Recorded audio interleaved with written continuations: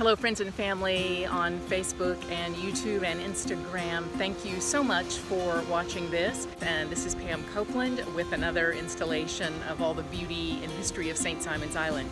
I am out for my daily early evening bike ride. And we're back in the Neptune Park southern tip of the island area because yesterday I promised you some information about our lighthouse. So it's right behind me, and you see the tube. I'm gonna scroll up and let you see of the lighthouse.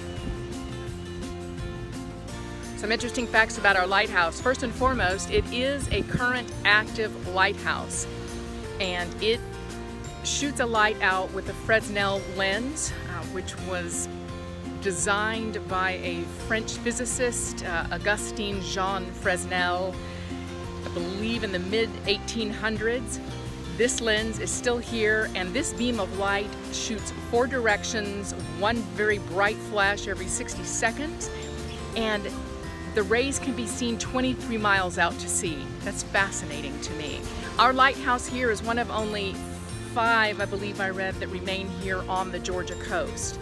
And I've walked over to a different angle now facing the front, I guess what I'll call the front of the lighthouse, and certainly the front of the lighthouse keeper's house. Right here.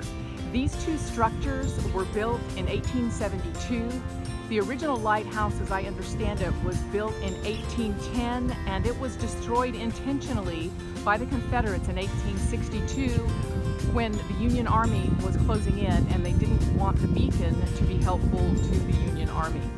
When the lighthouse was rebuilt in 1872, it was moved slightly west of its original position. This is the lighthouse keeper's house, as I've already mentioned, which is now a museum, typically open to the public. I think it is closed down, as well as lighthouse tours for now during our novel coronavirus shutdowns.